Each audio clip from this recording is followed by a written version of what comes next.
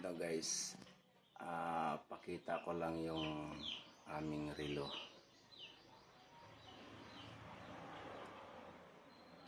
$40 na.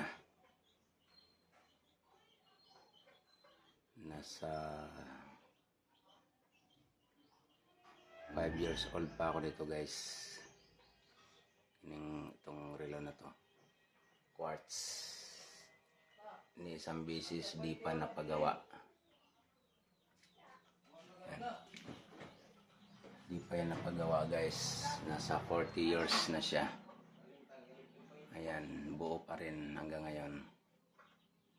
Gumagana pa rin siya guys.